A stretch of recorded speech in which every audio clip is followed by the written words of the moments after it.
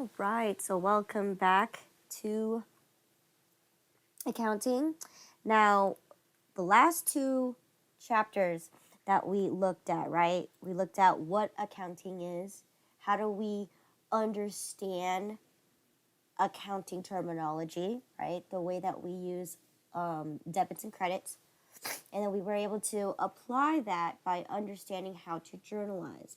Now, this is where we're going to begin to understand what the accounting cycle is and why things are being put together. Right? So let's start with the accounting cycle. So the accounting cycle, once again, is going to be a set of rules and procedures, okay, that allows us to ensure the accuracy of our accounting, but it also keeps us, uniform, keeping us following rules and standard procedures, right? Which is, we're just collecting, processing, analyzing, and sorting, but also organizing the business financial data, right? In a specific way, okay? So again, we're going to take those business ideas, right? And the purpose of us doing that and being in an accounting cycle is once we go through collecting all of our, proof of a transaction and of all our business transactions, we're basically generating at the end of the accounting cycle our financial statements, okay? So remember when we talked about in chapter 1, when we talked about financial statements, the most important thing about our financial statements is for the purpose of our internal and our external users. So again, because we have to go through a series of steps and processes to ensure the accuracy, right? This is why us producing the financial statements, right, they start to generate specific characteristics, right? And those characteristics are going to be these 4 characteristics where the financial statements, they're going to be 100% reliable. Why? Because we spend a lot of our time collecting those proof of a transaction. So therefore, those receipts, invoices, and contracts or bills or things like that, right? That is proof that a transaction has occurred. So because of that, that makes our information reliable. Okay, that means everything has backup proof, and so on and so forth. Next one is going to be relevant. What does it mean by relevant? Relevant meaning that when you actually go through the accounting cycle, what you're going to notice is that the transactions are going to be relevant in terms of time, okay? Relevant time, meaning the transaction should be relatively, in the same time frame, okay? You wouldn't be recording something that happened in 2010 and then all of a sudden record something in 2022, right? There's a huge difference between those time frames, okay? A lot has changed between those 10 years, right? The price of the value of the dollar has changed over time. The value of cost of things, of buying products itself, and purchasing our supplies and things has definitely changed over time. And of course, the price, the way that we value our service is definitely going to be a lot higher. It's different. So that's why when we talk about producing our financial statements, it's within some kind of relative time frame, okay? They all are related into a specific period of time, right? So most likely a good example would be like everything's going to be within the same year. Because we also have to think about this too, because when we're talking about relevant, right, we also have to take into consideration that every year, tax tables change every year. So in this case, when we're talking about relevancy, we're talking about that everything is at least within the same time frame. They have the same um, they have the same rules for that time period, which connects to the next one, which is consistency. Okay, so again, with consistency, right? When we are looking at methods, so yesterday we took a look at, or maybe not yesterday. What was it? Yes, yesterday we talked about what are the two different methods that you would correct a an error, right? So being consistent is choosing one of the methods and sticking through with it um, the entire accounting period, right? That allows us to conform to one specific rule. Now, throughout the rest of this class, what we're going to be doing here is that we will be learning multiple methods of accounting ways. So again, we're going to look at a cash versus accrual basis. Which one will work best for your company?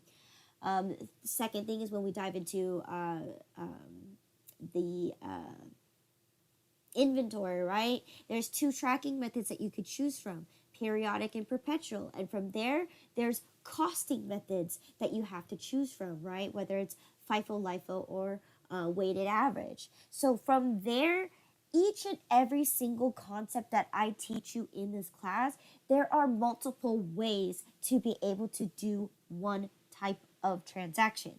So a better way to have a better and more accurate measurement is if you were to use one method and be consistent and consistently use that method over and over the span of your accounting period. Okay, that's going to give you the most accurate and consistent information, because again, if for instance, if I go from cash basis to accrual basis the next month, and then cash basis and accrual basis, right?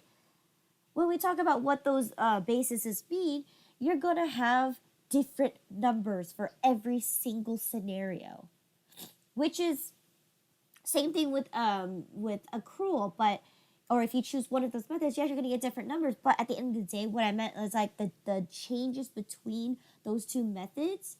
If you were to switch back and forth, there's drastic change between them. But if you stick with one, it's not so drastic, right? So if you stick with one method, it allows you to produce much more accurate and closer information that are much more uniform. Okay, so that's exactly consistency right there. And then last but not least is comparable. Now, the purpose of, remember when we talked about our external users, right? This is also for internal users too, is that we want to make sure that our financial statements are comparable. We want to compare ourselves to a successful similar business, right? So we'll talk about industries. So what is an industry? An industry, right, is where we will fall under a specific category when we are doing business. So a great example would be the restaurant industry, right? The clothing industry or fashion, right? Then you have the multi-purpose industry where you're selling more than just food, you're selling supplies, you're selling clothing, right? You have those kind of different types of shops, right? So those are called industries. So in this case, when we're looking at our financial statements, we want to produce our financial statements that allow us to be able to compare to our competitors, right? Now, in this case, this is more so for especially for corporations. Now, of course, you definitely want to eventually become corporate status at one point, right? Because then you're generating a lot of money. And the rule here is that for corporations, they are obligated to have to release their financial reports to the public because they are a publicly traded company. People need to know how the business is doing. So that is exactly a perfect way to compare yourself. So for instance, let's say if I'm a small mom and pop shop, a coffee shop, right?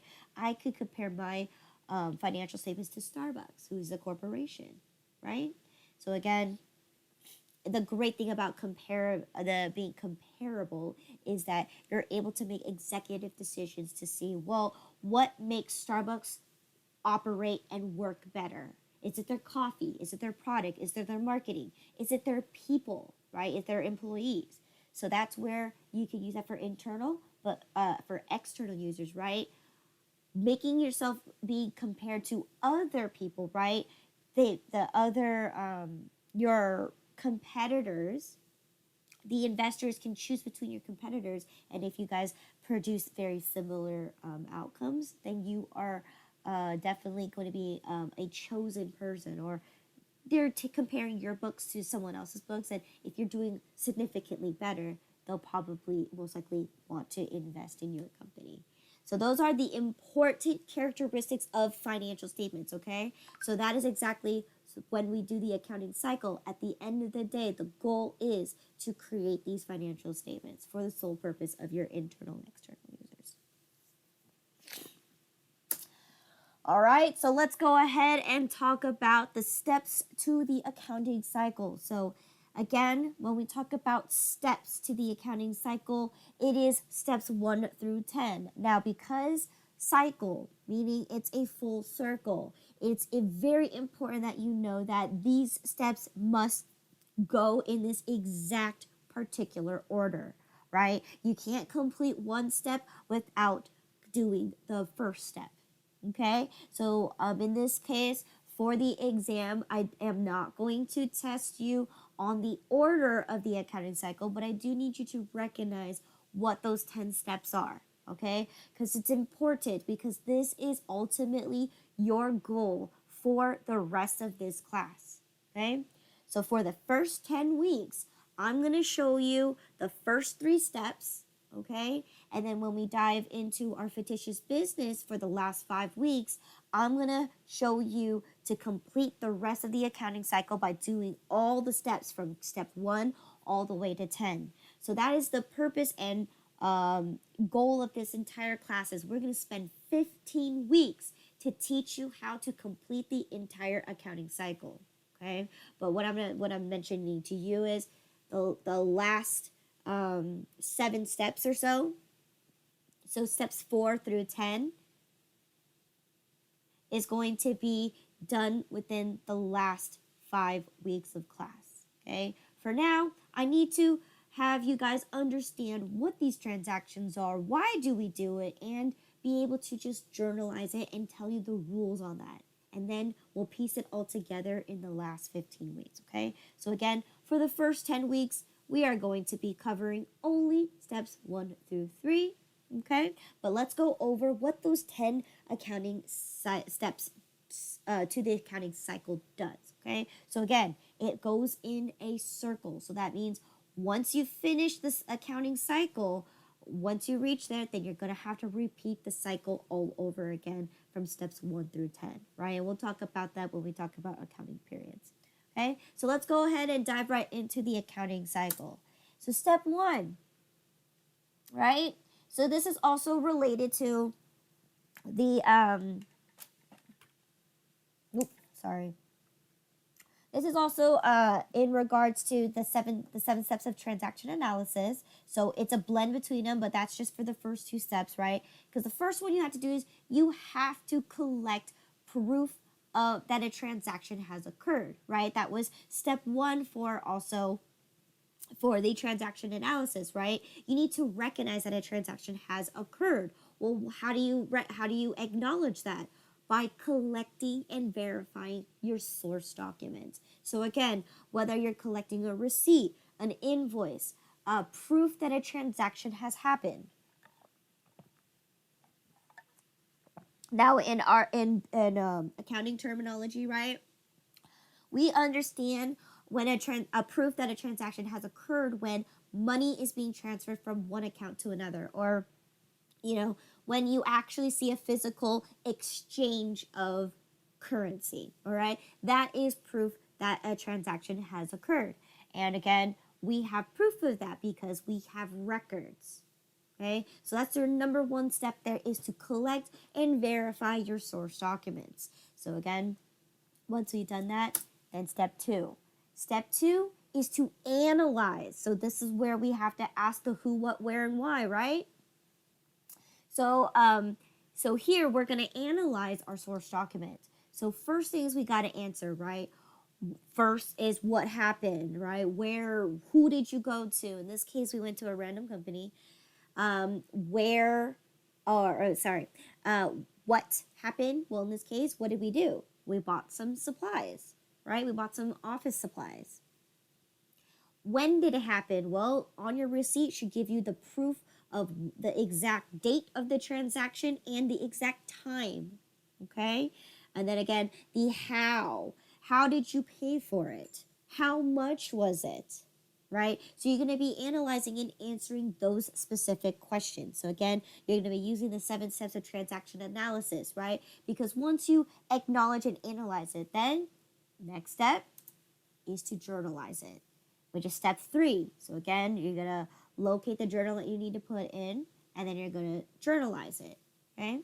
So here, I bought office supplies and I bought it with cash. So that's exactly what I am recording. I put the date in there. I bought office supplies with cash for the exact amount of $61.09. Okay? Now that's steps 1 through 3. Let's talk about 4 through 10. So after you've completed your journal, okay, then you're going to do is you're going to post it to the general ledger. So if you remember from chapter 3, what was the difference between your journal and your ledger? Well, your journal and your ledger, they function almost identical. The only difference is at the end of a ledger, you have your running account balance. So you'll know exactly how much you'll have in each account at all times. So in this case, that is step 4, where you need to post it to the general ledger. So in this case, here you go. I'm posting that I had cash on hand on June 1st, and then I made a purchase of those office supplies, which took away $61.09. So this is giving me my running balance of how much money I should have on me at all times. But that's not the only account that you see here. You're also going to you're also going to post that you just increased your office supplies, right? So now you have $61 worth of office supplies, okay? So you're going to post to the general ledger, okay? Once you reach your end of your accounting period, what's going to happen is you're going to end up preparing what's called a trial balance, okay? Now, do not confuse the trial balance with your balance sheet. Okay? They are two of the same similar ideas. The only difference is what is the formula at hand. For the trial balance, what you're doing is you are testing you are testing whether your total debits and your total credits equal. While your balance sheet, you're only looking at assets equaling your liabilities plus your equity, okay? So that means you're only looking at 3 accounts. While the trial balance, you're going to recognize every single account that is on your general ledger. Yes.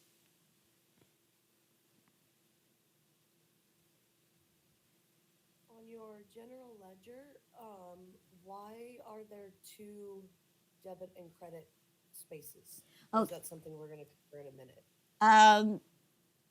Okay, so in this case, right, there's 2 spaces. So then you're able to, have one column for just strictly for your debits. And then if you credit your account, you have a column for your credit. Now, in this case, if you're talking about for the more further, it's because eventually, right, even though you'll have a debit balance, if you spend way too much cash that you already have in your account, what happens? You start dipping into the negative. Exactly. Yeah. So therefore, you have to record it as a credit, not a negative number. Okay. So remember that balance, get the number line. So if you gone to the left, right, and you keep going to the right, to the right, to the right, what happens eventually? You're going to end up on the right side.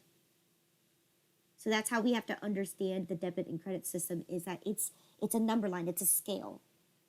So either way, a debit and a credit, they're both positive. It's just a matter of where you're moving from left to right.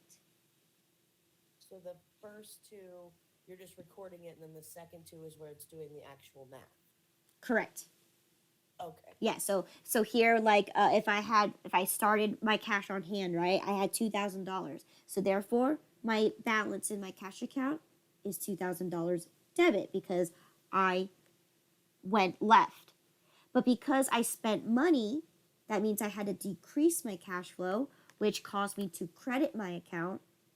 Now I have to figure out what the math between that is, because I don't have $2,000 in my hand anymore. I have $61.09 less, which gives me now a total of $1,938.91 in. Okay. Get it? So that's why it's an account balance. Now again, the reason why there's two columns is because, again, eventually when you spend and keep crediting your account, what happens when eventually you go over what the amount that you have in your cash on hand? You end up tipping over into the credit side, right? You become a negative balance. Now again, this one won't be as, again, that's a good question that you're asking now.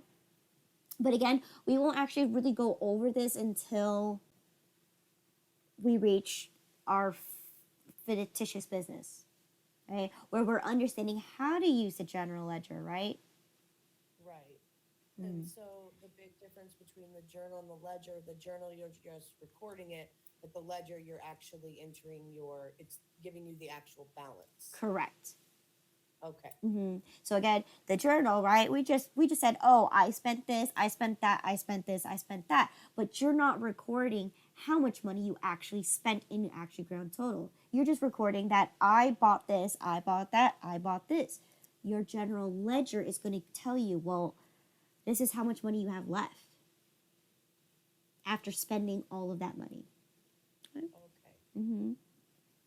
So again, that's just one account that you're looking at, is your cash account, which is the number one thing that you should actually be aware of at all times, is how much money am I spending for my business? Because again, you never want to ever be in the negatives for cash.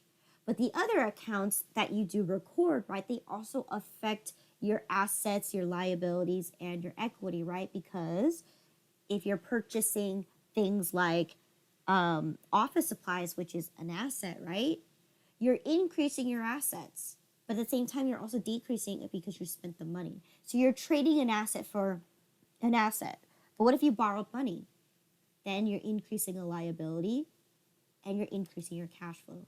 So again, in this case, you definitely want to make sure that when you journalize, right, you're going to copy whatever exactly that you identified in your journal and paste it identically into your ledger, right? That's also also very important, so you know what your account balance is at all times in every single account. And that's why it's necessary. So once we completely go through every single transaction, right, at some given point in time, whether depending on your accounting period, we'll talk about what that is later, eventually what's going to happen is you're going to rack up a lot of numbers in your general ledger. You're going to produce your trial balance. All of these accounts with their account balances, all of these numbers are going to come from your general ledger. Okay? So for your instance, the cash, again, I put, this is for the end of the month here. This is how much cash I have at the end of the month. Okay, so that's exactly why it's important, right? Once you complete step 4, then step 5 can be created, because you're reliant on step 4 to produce step 5. Okay, all these numbers that you see here come from the general ledger. And the numbers that come from the general ledger come from the general journal, right? So again, it's important that these steps go in order, because you can't go from general journal and go straight to the trial balance. It doesn't work that way. So in this case, so once you've done that, then the next step is step 5, which is to test the total debits matching your total credit. So this is, it's a list of every single account that is in your chart of accounts, which is also going to be in your general ledger, right?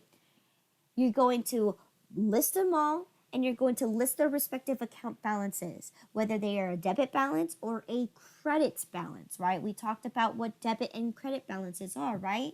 So if you create a liability, you're gonna generate a credit balance. Here, I generated a debit balance in my cash account.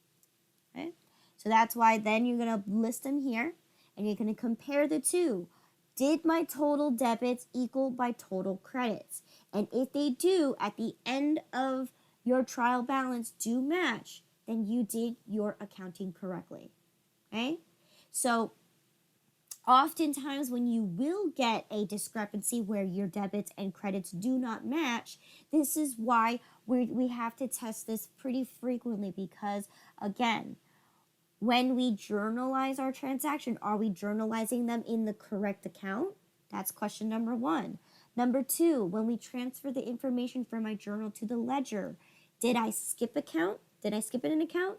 Did I record the numbers properly into the ledger?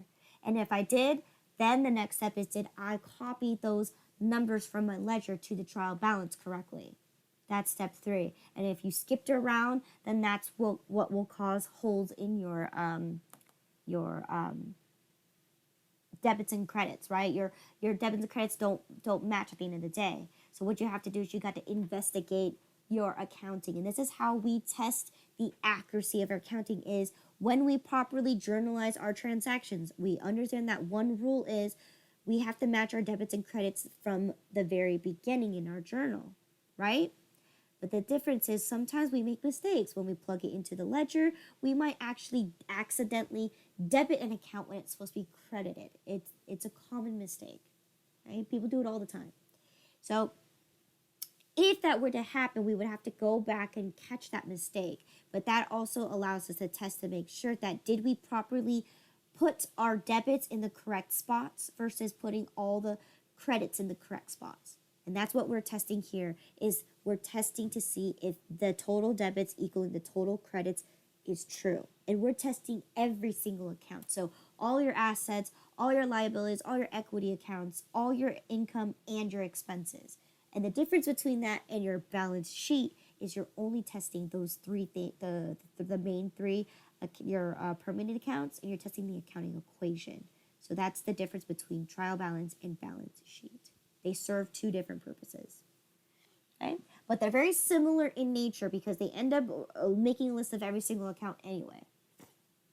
So that is your trial balance. Once you've successfully done and completed your trial balance, which is normally done usually at the end of the month, right? Then you're going to do your adjustments, okay? So what does it mean by adjustment? So we did take a look at an example in yesterday's lesson, right? Where we talked about, you need to adjust your inventory.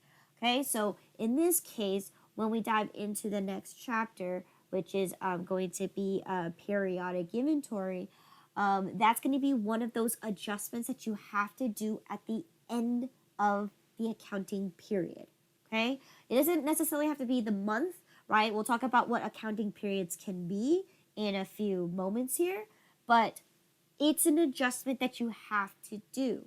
So again, periodic inventory is going to be an adjustment. Depreciation, right? When you buy your fixed assets, right? We need to find some kind of way to measure the fact that we used it, right? Because that's what depreciation means. It means that once we acquire the fixed asset, we have to devalue it over a span of time because we're using the machine. Other things would be supplies expense, right? If I'm purchasing supplies, right, that means I'm recording it as an asset. But if eventually over time I'm going to be using those assets, I also have to make an adjustment to reflect how much of those assets I have left over. So again, that's it. And then we also do cost of materials, and then we also have to adjust for bad debt. okay? Bad debt, right? We talked about the definition of debt. This is going to be generated from your customers. So yes, we will see an opportunity. Well, what happens when we allow our customers to owe us on an account and they fail to be able to pay us? Well, that's where bad debt's going to come into play, and we can't just write it off right away, right? We have to give them ample amount of time to be, we have to, go after them and make sure that what's the reason for them not paying, right? Maybe they accidentally missed their payment, they forgot, right? It happens to everybody, right? But sometimes, like, that's what I'm saying. Like, we have to make an adjustment at the end of the giving accounting period in case we'll never ever collect that money. We have to write it off as a loss. Okay. So again, those are adjustments. Okay. We will go through every single adjustment that you see here. Okay. Throughout the next 10 weeks. Okay. Because again, I'm going to teach you how to just journalize everything and why we journalize it. And then with the fictitious business, we'll piece it all together. Okay. So then the step after that, once you make your adjustments, you need to complete what's called an adjusted trial balance, meaning because you are going to be journalizing your adjustments, right? That's going to affect your ledger and that's going to affect your trial balance because, again, the accounts that you're putting in here, you're creating those adjusted accounts, okay, such as bad debt expense, right? For the bad debt that you're trying to write off. Your office supplies expense, right? Because realistically, you're going to be using the supplies in the office, right? So you need to create those accounts to be able to expense them at the end of the year. Get rid of them in this case, right? So that's what we're going to do. Since we made our adjustment entries, we have to see if we correctly pulled the money from those accounts and put them in those respective expense accounts properly. And when we do this, it's the same thing. This is the trial balance is the same thing as the previous trial balance, right? The only difference is what time frame you're in, and one is before the adjustments and the other one is after the adjustments. And then you're doing the same thing. You're testing you're testing the total debits equaling your total credits to ensure that you properly took the proper debits and moved them to the proper credits, or you moved the proper credits into the proper debits. Okay. So once at the end, right, you do end up matching your numbers here. That's where step 8 comes into play, where we are going to be creating our financial statements. The financial statements, it derives from your adjusted trial balance. Okay. So again, that's why everything has to come into go in order, because you're deriving things from the previous one. So again, you need to complete step 7 in order to complete step 8. Okay. So once you get all those numbers right, the particular order of those financial statements is important because they do have to go in order. So first we have to do is step 1 is to complete the income statement. We need to see where my profit is because that's going to be the next part of the next financial statement. So in this case, right, we're going to take our total sales, right, everything that we generated, and we're going to counter them against all of our expenses, including the ones that are directly correlated to our sales and inventory, and the ones that allow us to operate our business, right? We're taking all of our profits, all of our income, and subtracting out all of our expenses. If it's a positive number, you have a net profit, you gain money. If you have a negative number, you are at a loss.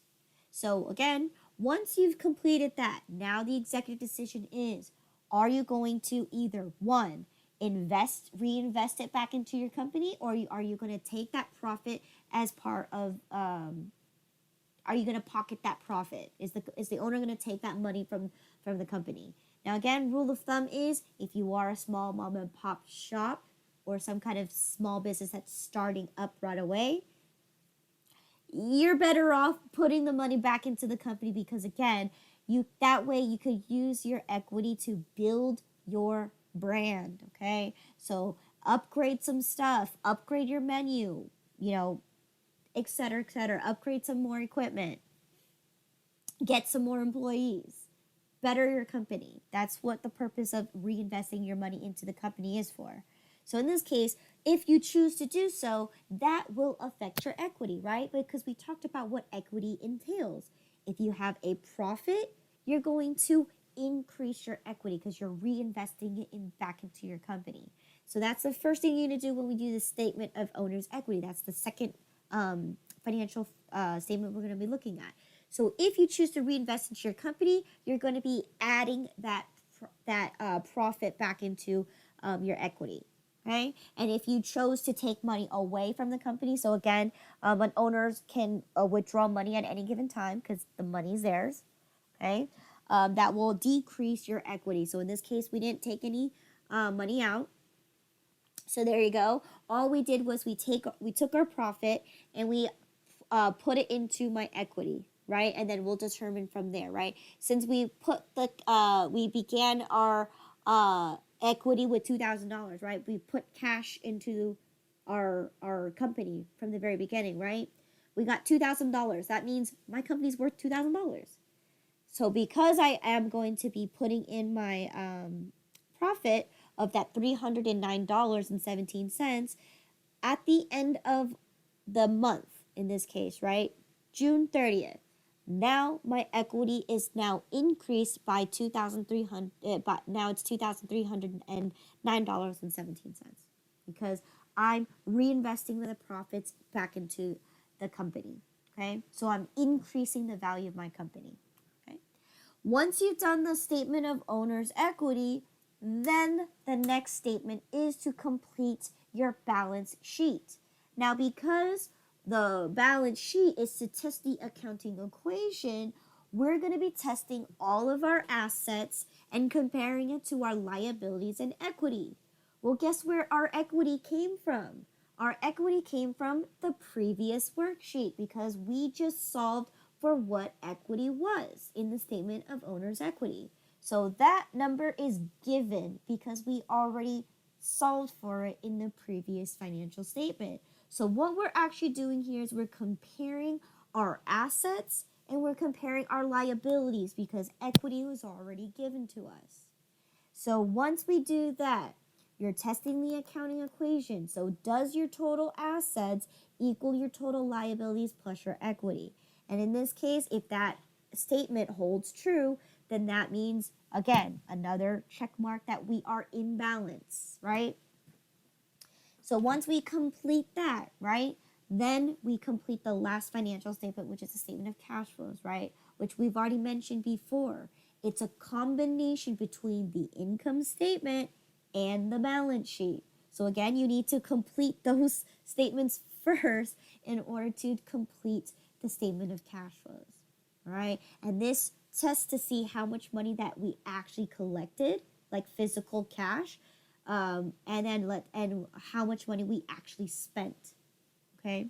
So, and then that's going to give, it should compare to the amount of cash that you actually still have on hand. All right, that's a statement of cash flows. Once you completed your financial statement, now we need to do the closing process. So we talked about permanent and temporary accounts. This is where we need to close out our temporary accounts. We're going to zero out our revenues and expenses. Okay, what does it mean to zero them out? If they have an account balance, what causes it to become zero? Well, if it currently has a $200 credit balance, that means I would have to debit the amount by $200 to bring it back down to zero. Okay? Now again, that's a standard procedure because again, we talked about the profit and loss, right?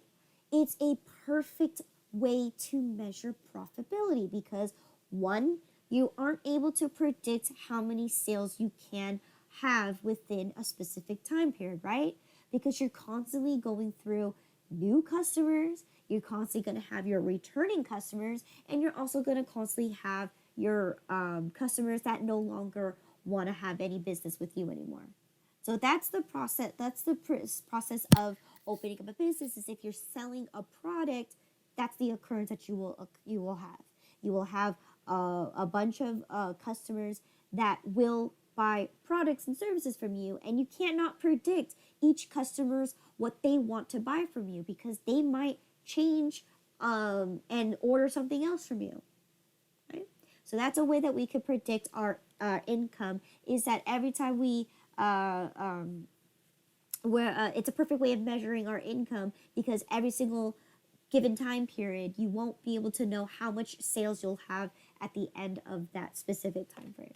And of course, same thing with expenses, right? Yes, you'll have your fixed expenses, but sometimes you might have to spend a little more on a specific given point in time, right? So I gave you that example. What if it's the month of July versus the month of August? How much money are you going to spend for advertising? Well, you got a holiday in July, but August, there isn't any. Unless you want to create one, right? So again, that's the idea where sometimes you might not spend that much money on your operation business, right? Or advertising, right? Maybe this month I had to buy more gas, okay, because we got more customers, so they wanted us to deliver the coffee, so you had to spend more money on gas to be able to deliver to these customers, right? Those are going to be expenses that you cannot predict. So that's going to be another perfect measurement to test your profitability. All right. So once you've done that, then we're going to go ahead and zero them out to an account called income summary. Income summary could be known as different other things. In corporations, it's also known as your retained earnings. Okay. Now, depending on what kind of business organization you are, it could be referred as income summary. You can even, if income summary is not something that you want to use, you can even use retained earning. It's not technically an actual corporate terminology, but retained earnings does have an extra feature to it, which is the dividends. So again, you want to also be careful on using that as well. So once you've done that, right, once you zero out all of your income or your revenues to the income summary, and you closed out all of your expenses to the income summary, your income summary should be almost the account balance in your income summary should almost reflect your profit and loss. Okay, and of course, once you've done that, you're going to either debit or credit, depending what account balance it is, right? In this case, since I'm going to reinvest the profit into my equity, I invested it for the exact amount that my profit was. Okay? And then that's where everything starts coming together, because once we acknowledge that we successfully had the same exact income summary to match our profit and loss, then our last thing that we have to do is step 10, which is doing your post-closing trial balance. So once again, you're going to have your assets equaling your liabilities plus your equity. Your equity should be equal to the number that you solved in your statement of equity. Okay, it should equal the $2,309.17. Okay. And that is this total steps, all 10 steps of the accounting cycle. And once you've completed this, right, you rinse and repeat over and over. And it depends on what time frame that you are looking to see. Now, again, how do we use this type of accounting to measure ourselves? Well, depending on how you view your company. Are you a fast-growing company, or are you much more gradual? Okay, if you're gradual, a perfect accounting period would be to measure yourself for profitability is doing it every single month. Okay, that way you could definitely see projections, right? You could see the progress of your company. Okay, all right, so that's the 10 steps of the accounting cycle. Any questions?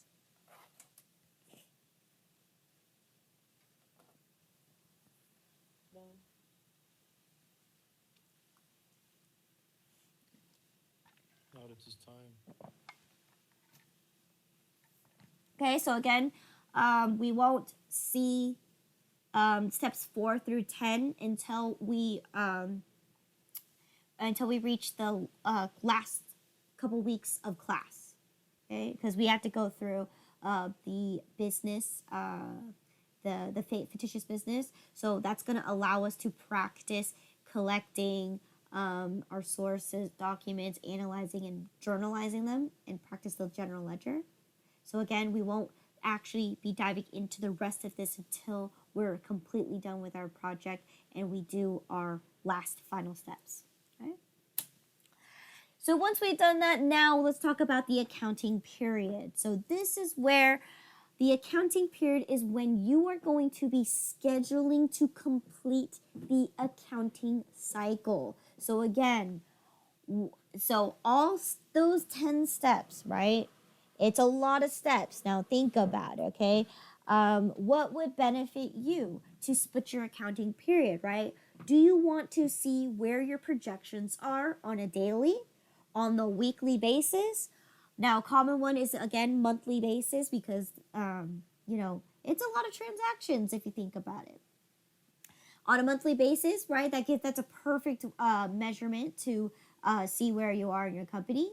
You could do it every quarterly, so a lot of corporations do quarterly, semi-annually, so every 6 months, or you could do it annually. Now, again, corporations do both quarterly and annually reports. So again, they at the end of the year, they have to put their annual financial statements onto their official website, right?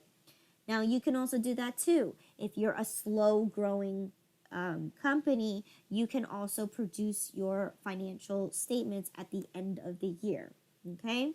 But like I mentioned before, it really depends on what kind of business you are. If it's something that you want to measure for the purpose of your own sake, for your own personal, so you know exactly where you stand in the company, go ahead and do it on the weekly or on the monthly. Do it for yourself, right? For your own business. Now, again, of course, you would definitely have to be able to produce it at the end of the year because what happens?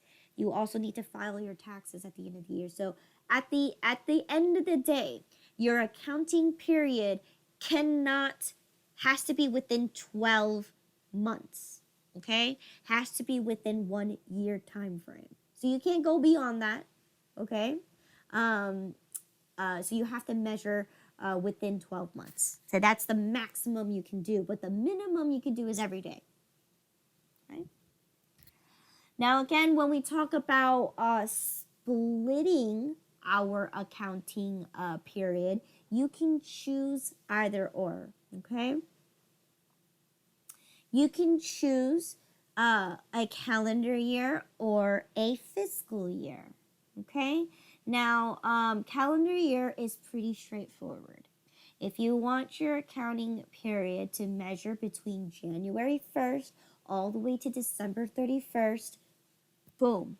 That's the easiest one because it's calendar year, right? You are going to be recording your financials based on a calendar year. It's easy to remember because it's straightforward, right? Every year it starts on January and ends on December 31st.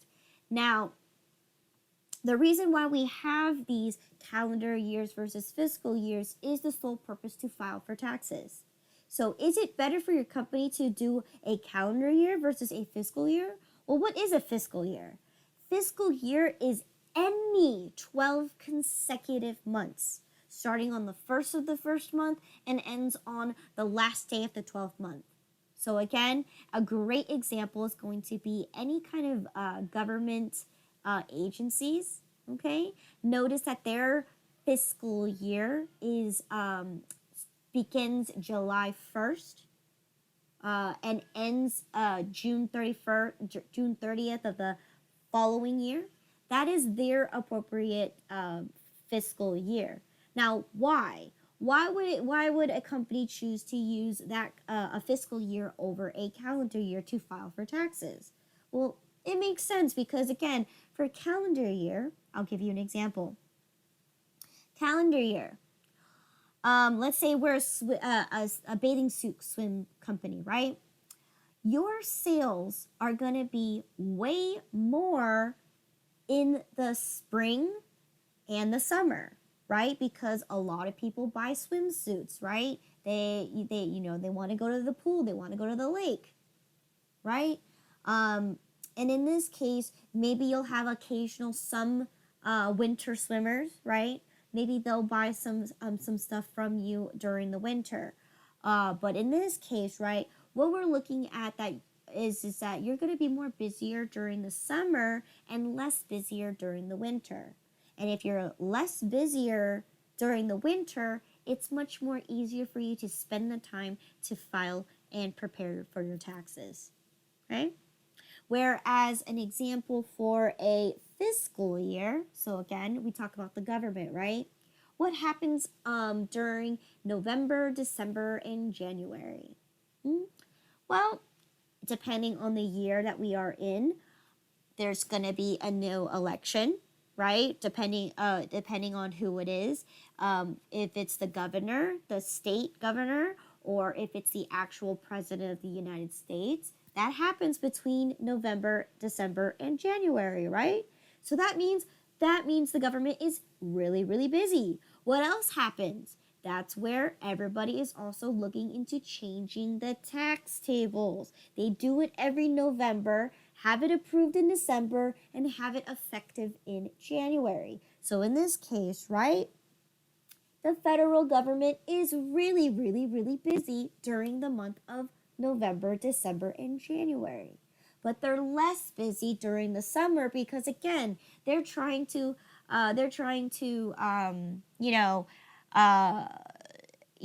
once a budget has been created, right? By the time it becomes mid of the year, they need to finish those budgets, right? Spend all the money that's in their budgets. They have to, they're not going to be busy. They're going to be trying to spend the money that they've had designated for this particular program. So it's not that they're busy. It's more that they've been, it's been slower during the spring and it's really slow during the fall. So during the summertime is a perfect opportunity for them to file for their taxes and prepare for their financial statements. So that's an example right there of why a company would choose a calendar year versus a fiscal year. So again, most government operated things, so schools usually are on a fiscal year, government agencies are on a fiscal year, where a calendar year, right? Most typical businesses would go for a calendar year because it's just much more easier. Okay. Now again, those are the time frames that you can choose when you are measuring your accounting period. Okay? Because at the end of the year, what happens? You need to file for taxes. So any questions here on determining the appropriate accounting period? Right? Right? Again, the accounting period is going to be determined based on when you want to complete the accounting cycle. Right? Any questions?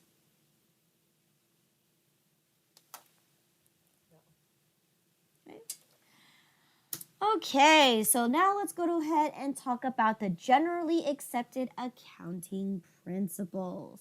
GAAP for short. What is GAAP? Well, it's straightforward in its title. They are generally accepted accounting principles. These are rules and standard procedures that every single accountant must follow in order to have some kind of uniform set of rules, right, for them to be able to file for their taxes and create their financial statements. There are rules and regulations, so then we don't create our own rules and say, well, I made a profit when you really didn't. Okay? So that's what this is. So you have to follow these rules. Now, let me tell you this. GAAP. It's called the U.S. GAAP. Everywhere else in the other countries do not follow the U.S. GAAP. Okay? If you go to Mexico, they have their own form of GAAP. Okay? You go to Canada, they also have their own form of GAAP. Okay? But the United States, since we live in the United States, right, I am obligated to have to show you how to show you the United States gap, all right? Plus, we are in the United States, so if we're potentially going to be working for a company, right, you're going to have to know the United States gap anyways, okay? But, so who created the U.S. gap? It's going to be FASB, which is the Federal Accounting Standards Board, okay? FASB for short. They are the ones who create the gap. They're the ones who create the rules and laws, and if they need to change those rules and laws, they are the ones that are going to vote on it and create those standard rules and procedures for accounting purposes. So that means every single business out there must follow these rules of GAAP, and that's why all of these when you submit your application or submit your taxes to IRS, those people who are professionally in those the tax accountants, they're going to go through all the rules of gaps to make sure that you did your filing correctly, okay, or your reporting correctly. Now, do not get confused, because not only excuse me, not only do we have the United States gap, right?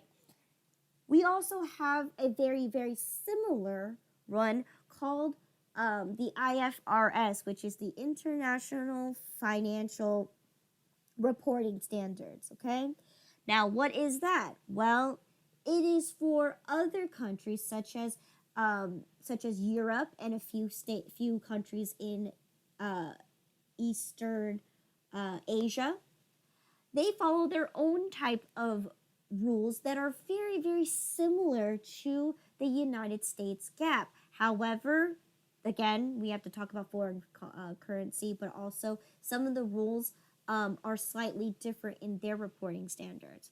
But they're very easily mistaken, because again, if you do your research for these accounting standards, right, you want to be very careful on what you're reading, because sometimes some of it might not make sense, because you might be looking at an international financial reporting standards versus the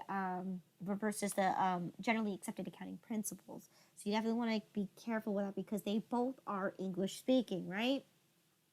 So again, who creates the IFRS, which is ISB? So also very similar to FASB. The only difference is, instead of the Federal Accounting Standards Board, you have the International Accounting Standards Board, right? ISB. They're the one that governs the IFRS, and they're the ones who enforce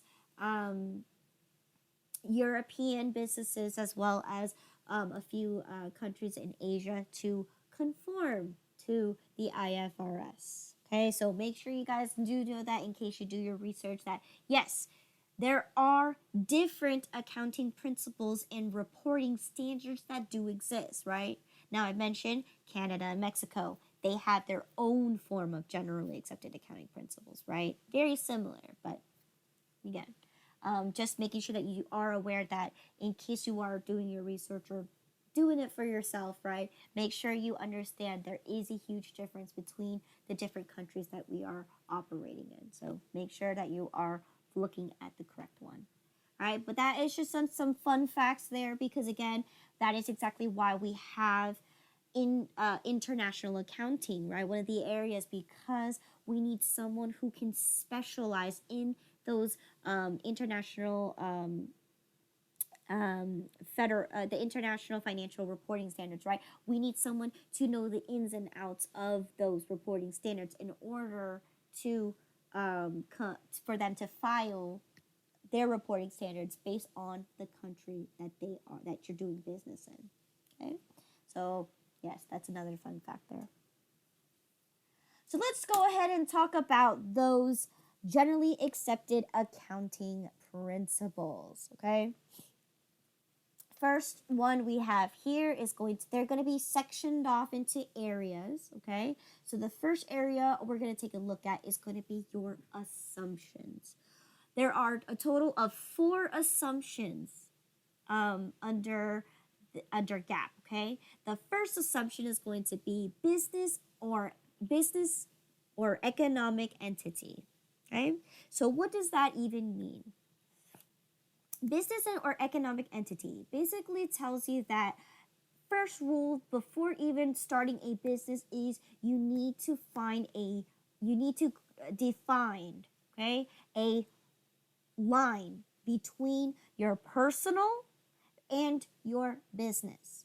Okay, we understand that as a sole proprietor, right, you and the business are one, but in order for you to separate your personal transactions versus your business transactions is going to be asking yourself, right? Is this for myself or is this for the business, right? And you have to make sure you understand there's a huge difference because there are some things that you can write off. So again, you for instance, personal, right? You can write off your business as a personal tax write-off, but you cannot use yourself to write off a business tax. Does that make sense? So there's a defined line that you have to determine when you're making a business transaction versus a personal transaction, right? And if you use a personal transaction under a business credit card, what are you doing? You are frauding your own business. Okay? You are and that's not good, right? That will get you very much in trouble with the IRS. Okay? So that's why you need to make a fine line and know the difference between a business transaction versus a personal transaction because of the idea that, again, anybody can say I own a business and I use it for my personal write-off. But again, that is also where you have to make that differentiation. What is your business? Why is your business a business? Okay? So a perfect example of that is once you establish your business, create 2 separate business bank accounts. Okay? Create 2 separate credit cards. Okay? So then you're able to charge your personal transactions on your personal credit card and business transactions on your business credit card. Okay? That way, it's also much more easier to keep track of because then if you're keeping track of all your business transactions on one, then, it's much more easy to keep track of, right? So that's going to be an example of a business or economic entity, okay? So that's the assumption there. Number 2 is going to be the going concern assumption. This is going to be the assumption that even though you have a foreseen future or foreseen forecast, right? Whatever it is, if you know that you're going to be closing out eventually, you are going to continue running your operations as usual. Okay? For instance, right? When Sears announced that they were filing for bankruptcy, right? That when you file for bankruptcy, that doesn't mean your doors are closed, right? You have a specific time frame of when you actually for surely close your business, right? When they file for bankruptcy, they have to continue doing their operations until they officially close their doors. So that means they were still selling their items, right? So what you saw there is when Sears was filing for bankruptcy, what you notice is that a lot of the items that were in Sears, they were being sold at a very low discounted price. They're still doing their operations. They're still selling their items, right? They're still retaining their operations until the day that they shut off the lights, close the doors, and lock up for business, lock up for the rest of their business, right? So that is the idea. So even though they had a foreseen foreclosure, right? They knew they were going to file for bankruptcy and they knew that they were going to close their doors. They still continued doing operations as usual. Okay? So that's the example there is that when for going concern is you're going to continue doing operations even though you know what the future holds. Okay? Number 3 Okay, number 3 is going to be monetary assumption. Okay, monetary assumption, right, is broken into 3 more little subsections here, which the first one is going to be monetary unit. Okay, so again, when we talk about monetary unit, what are we talking about? We are talking about recording things based on the most relevant currency. Well, guess what? We live in the United States, so our our form of currency is going to be used as the United States dollar. Okay, now nowadays, right, with the whole idea of cryptocurrency, yes, cryptocurrency is a new form of currency that you can actually, right now, it's accepted, but it's still in the process. It's not widely used as um, used, but it's still used as a form of exchanging, right? We do compare, but here we compare our cryptocurrency to the value of a dollar, don't we? So in this case, that's what we mean is that no matter what we're doing here, we're going to record for the relevant currency. So in this case, everything that we record is going to be in terms of dollar, the US dollar. Okay? Number 2 is going to be monetary measurement, where when we record our events and things, right, and since we are recording it in terms of US dollars, right, we also need to determine the total value of what the event was. Okay, so for instance, right, we can say, well, we have 20 employees. Okay, if we have 20 employees, right, we can't record that we have 20 employees in our journal, right? We have to record the total cost or the total value of having 20 employees. Make sense? So in this case, right, I have 20 employees, salaries and wages, expense, right? What do I pay them? Well, I pay them $50,000 for all 20 employees. Okay? That is what I mean. So you are not recording the quantity, you are recording the total value, the total cost. Okay, so that's what we have to record it in our journals.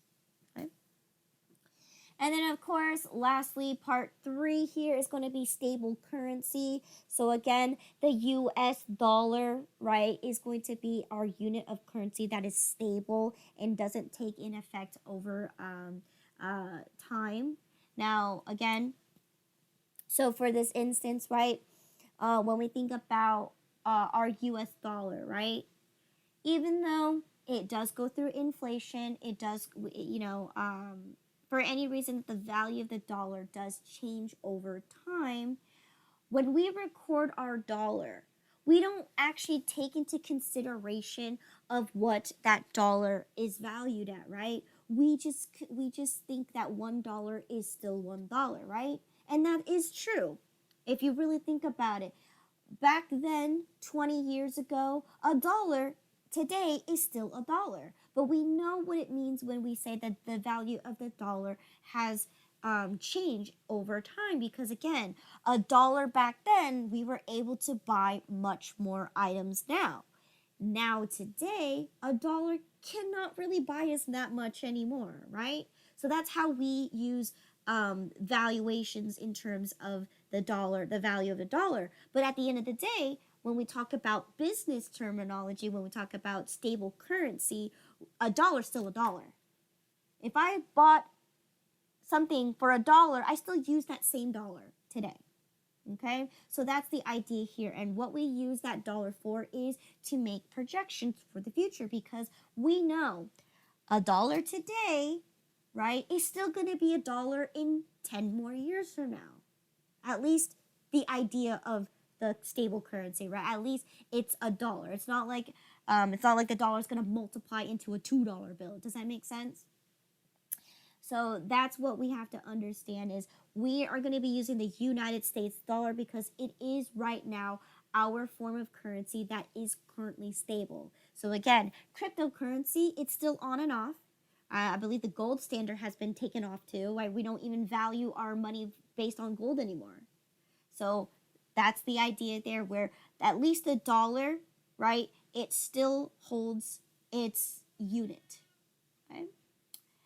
And then last but not least is going to be accounting period. So again, the United States GAAP tells you that you can break your accounting period into any type of form, whether it's monthly, weekly, quarterly, but as long as it is within an actual 12 consecutive time period.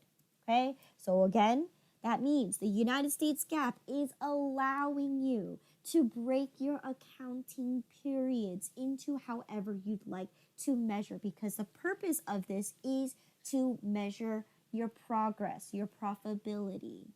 Okay, so that's why the example here is if an accounting period is monthly, then what you're doing is you're doing monthly, which is monthly statements, which is allows you to see the projections of your company, right? It allows you to see where your progress is in your company. So again, those are the assumptions. Okay. So, any questions in regards to assumptions?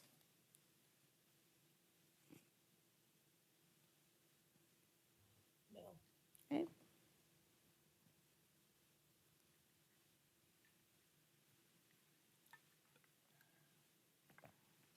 Have you ever seen any other countries GAAP? I have seen the IFRSs, yes, because we had to actually back then in my college career I had to actually look at the IFRS. But if you're talking about countries like Canada and Mexico, no, I have not seen them. I've only because during the course of my studies, I had to learn about the International Standards Board, right? I had to look at their records and compare and contrast to the records here in the United States. So yes, we saw European ways of doing things. Yes. Are they different? Much different? Yes. So they are extremely different in a sense of how they record their transactions. But at the end of the day, they're trying to conform. So then instead of having two different reporting standards that are out there in the United States and internationally, right? Because again, we are the same speaking language here. They wanted to do something where the IFRS and U.S. GAAP would conform into one. Now now my professor told me that back in 2012. It's been 10 years and nothing has happened.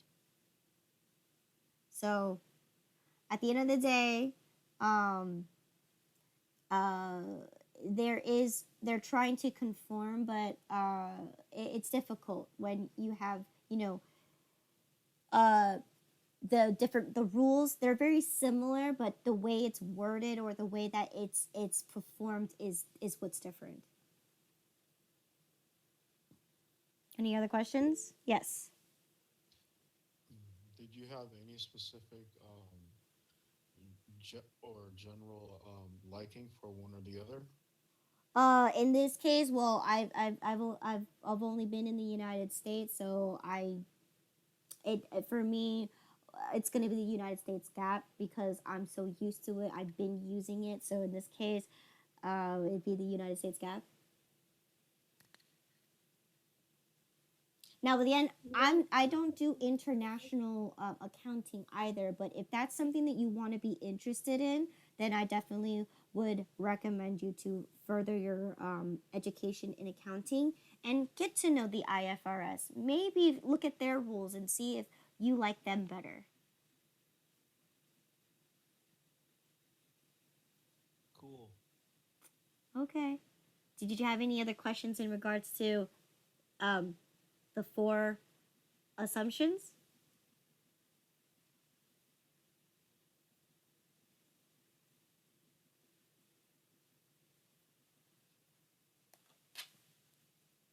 So, a going concern, like say a business was, liquidating, Mm-hmm. um, would this mean that a going concern of a solvent business, even though it's liquidating, it wouldn't even be an issue? What do you mean it wouldn't be an issue? So they're just liquidating just to generate money, right? But they're not going out of business. Right. In this case, no, because they're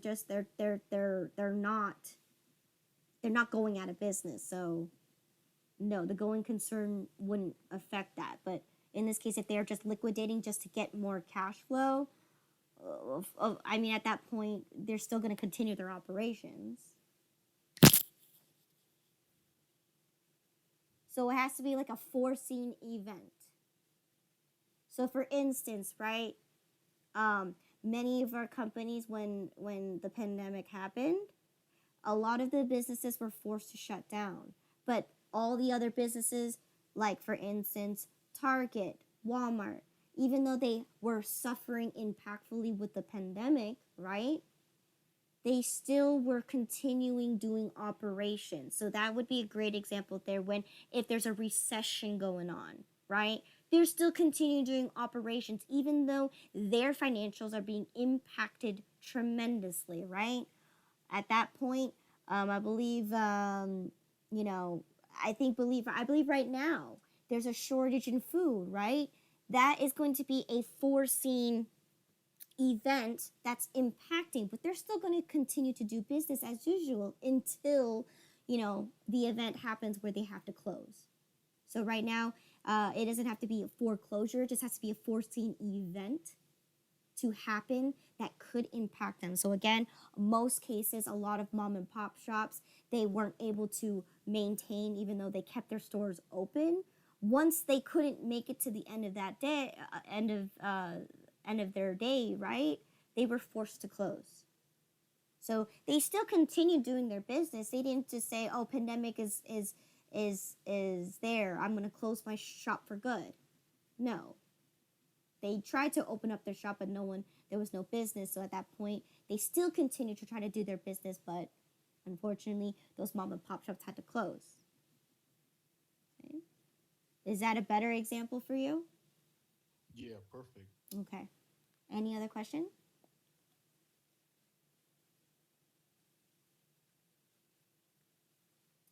Okay. Yes. So, for example, when it says separating personal from business transactions, like how do you? Some people say that as like I guess Form 1099, you can like start writing off a lot of stuff that you do on a personal basis. Like, you can use your home for the home office. You can use your car and then expense gas mileage and things of that nature, like food. They could be, or like if you go out to eat and stuff, it could be a business expense. Well, what would be the difference between separating it in this example or separating it in the one that I gave you? Well, in this case, that's also a executive decision that you have to make yourself because again, oftentimes you're going to hear that, oh, don't worry, I'll write it off as a business expense, right? So again, it just really depends because again, there are rules and regulations, especially when you are your own business or you are an independent contractor or what do you call it, a self-employed. If you choose to do so, yes, you're using your personal home for your own office, but at the end of the day, as long as you keep that track record, right, and you are claiming it. Now again, think about it. It's going to be a very, very, very crucial, very close and detailed tracking record that you have to do.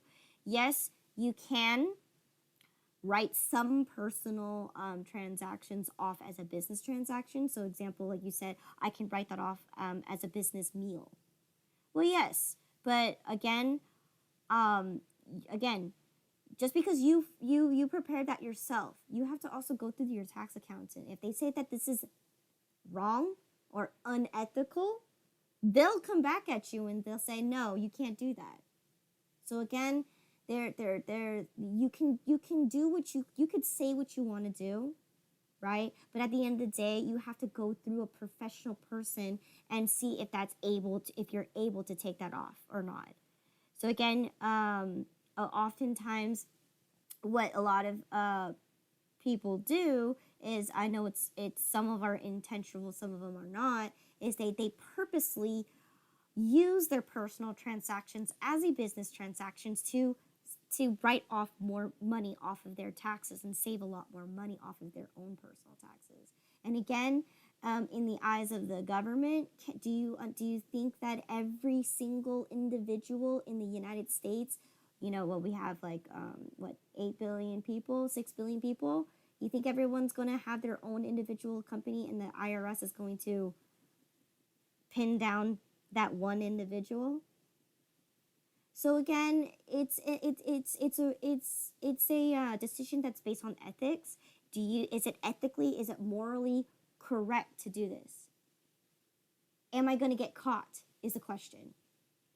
Now again, that's something that you would have to do yourself. If you think it's moral, if it's in your moral bone to just write off every personal expense as a business expense, and you're gonna write off all those taxes and you feel good about it, then I mean, that's up to your decision. But again, it has to go through other people before it even makes it to the IRS itself, right? You have to go through the tax accountant. You have to get the personal advice on that.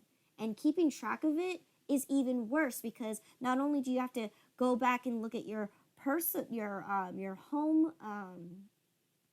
home bills and things, you have to calculate to a portion of what actually goes to your business. So even a minor thing is using your own home as your office, right? How are you going to really keep track of all of that? Like that penny to penny thing. It's a lot of work. So in regards to that, a business or economic, it's based on what you deem yourself as personal versus business. And that's the thing about self-employed individuals that do use their home, or for those that are sole proprietors, mom and pop shops that use their home as a means of doing their own business. It's tricky. Right? Any other questions? Thank you. Mm-hmm. So actually, I'm going to go ahead and stop here for now. When we come back from the break, we'll continue the rest of GAP. Okay? So right now, it is exactly 9:50. Oops. It's 9:56. So I'll go ahead and round that to